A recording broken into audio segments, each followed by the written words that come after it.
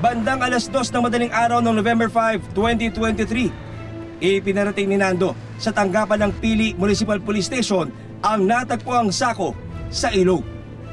Tumawag po siya sa pamamagitan po ng cellphone po ng barangay. Ang direkta lang po ng pagkasabi ng barangay Tanod ay meron pong nakitang bata na sinilid sa sako. Kasama ang Pili Municipal Disaster Risk Reduction and Management Office o MDRRMO, nagtungo ang mga pulis sa ilog sa barangay San Jose. Sa actual video na kuha ng mga pulis, makikitang pinagtulungang maiahon ng mga tao ang sako mula sa ilog. Nang maisakay sa isang ambulansya, doon na nagpasya ang mga pulis na pabuksan ang sako. Noong mga oras na yon, nakarating na rin sa lugar ang may bahay ni Nando na si Salud. Kinonform na po nung pulis, parang naniguro na rin po siya, ma'am, na baka buhay pa o baka nag-aagaw buhay pa yung biktima. Palagi na po nilang tinatawagan yung ambulansya.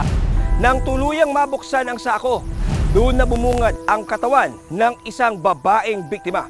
Agad na kinumpirma ni Nando at Salud na siya ang nawawalan nilang anak na si Sofia.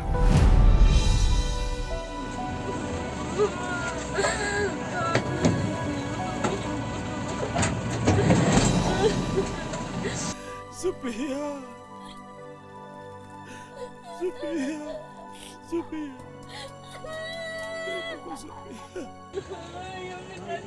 Pinakita sa akin yung mukha, kung yun talagang anak ko. Yun talaga yung anak ko. Tapos umiyak na ako kasi siya yun. Walang pang-ibabang damit at wala ng buhay si Sofia. Nung makita ko, halos di ko matanggap kasi pagbukas ng sako, kita ko yung ilong niya, lumalabas po yung dugo. Anong ginawa sa anak ko?